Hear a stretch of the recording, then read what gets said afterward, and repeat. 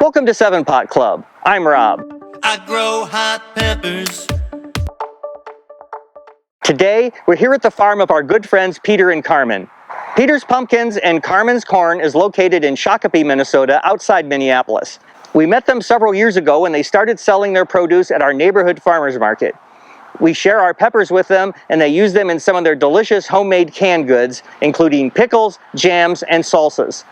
Look at these extra hot dill pickles with 3 of our Carolina Reapers inside the jar. Yum.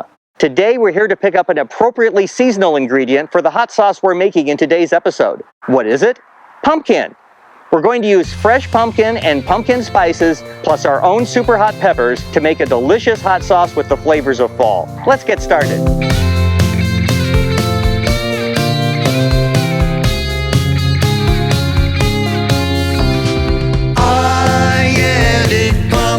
Spice to a hot sauce, 'cause it's fall and because I can.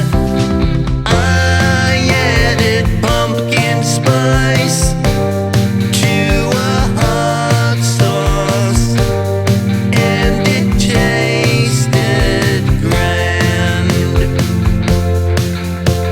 Cinnamon and nutmeg, ginger and cloves, pumpkin and some garlic, that's a different kind of clove. Apple cider vinegar plus a little dash of salt. Now here come the peppers, that's what it's all about. Oh, I added pumpkin spice to a hot sauce, and it tasted grand. Here are the ingredients we'll be using to make this festive fall sauce. We've included the complete recipe in the video description. These are freshly picked super hot peppers from our front yard garden, including Carolina Reaper, 7 Pot, and Trinidad Scorpion varieties. We're using a mix of red, yellow, and orange peppers to maintain that pumpkin color we're going for. Frozen peppers work great as well. If you're buying peppers, look for fresh and firm orange habaneros or ghost peppers, depending upon the heat level you prefer. Now, some of the equipment we'll need. We're using both a food processor and a blender, but you may have one device that can perform both tasks. Don't forget the mask, goggles, and gloves. The fumes from the peppers can act just like pepper spray. Opening a window is also not a bad idea. But before we start slicing peppers, we'll prepare and roast the pumpkin. This is a sugar pie variety. You'll need a pumpkin of about 1.5 pounds to produce the 2 cups of cooked pumpkin we'll need. If you end up with extra, all the better, as roast pumpkin is a delicious addition to any meal. Wash it thoroughly, slice in half, and scrape out the seeds. We recommend scoring the surface to help absorb the oil. Now, pour a small amount of olive oil into each half, and use your hand to smear it evenly over the surface.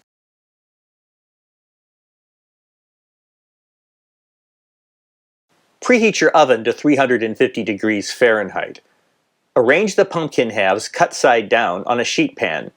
If you'd like, you can use baking parchment to avoid sticking and for easier cleanup. Then it's into the preheated oven for 45 to 50 minutes. While the pumpkin is roasting, we can start de-stemming and slicing peppers. Kat is demonstrating the right way to do this, because she's wearing gloves. I'm not so smart, and I'm going to regret this later. As you can see, I finally realized the error of my ways and put on the gloves. Better late than never. We're tossing them in the food processor as we chop. After slicing is complete, we give the peppers a ride in the Cuisinart until they're fully pureed.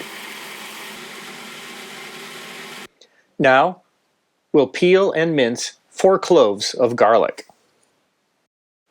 Measure 4 tablespoons of olive oil into a skillet, then add and sauté the garlic.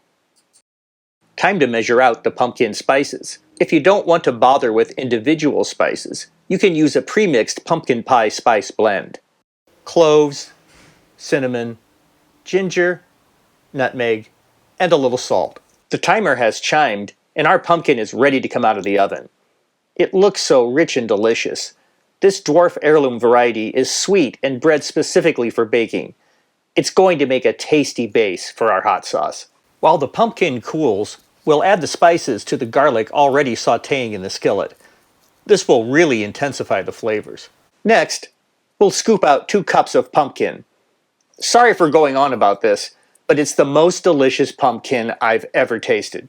Time to add the pumpkin to the garlic and spices. Bring to a boil, then reduce heat and simmer for about 5 minutes.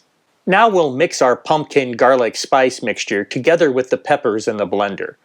Our blender jar is not large enough, so we'll need to do this in 2 batches. We'll add a cup of apple cider vinegar, then fire up the blender.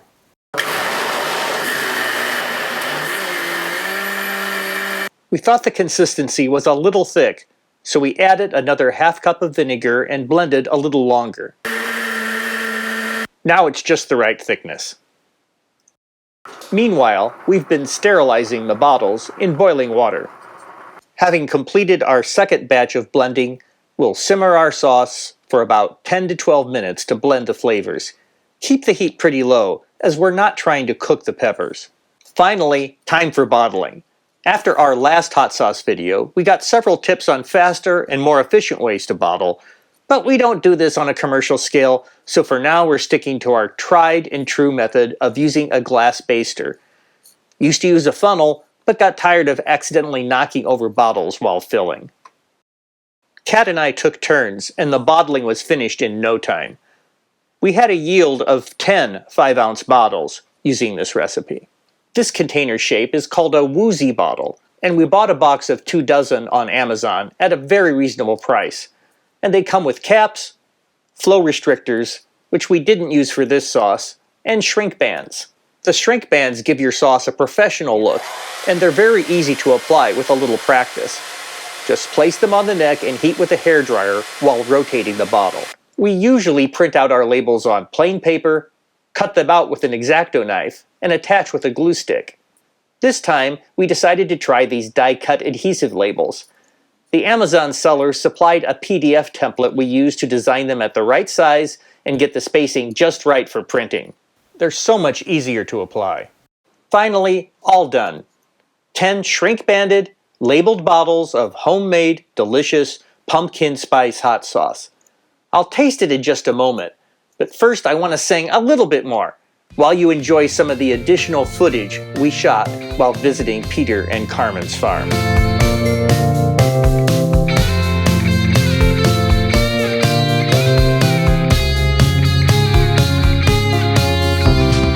I added pumpkin spice to a hot sauce, 'cause it's fall and because I can. I added pumpkin spice to a hot sauce, and it tasted grand. And it tasted grand. That's it for this episode.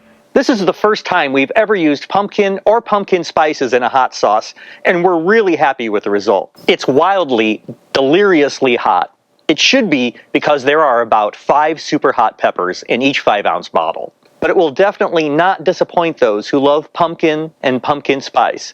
This sauce would go great with many foods and would be perfect to grace your Thanksgiving table. Today, I'm using it as a dip for a grilled cheese sandwich.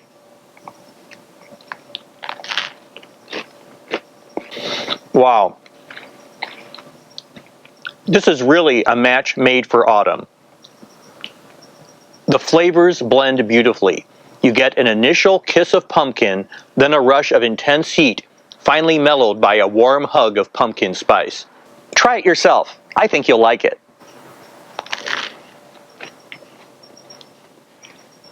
Follow our daily updates on Instagram, Twitter, and Facebook. Please like, subscribe, and share this video with your friends. Next week, we're back out in the garden, reluctantly preparing for the end of this year's outdoor growing season. I promise not to cry. For 7 Pot Club, I'm Rob.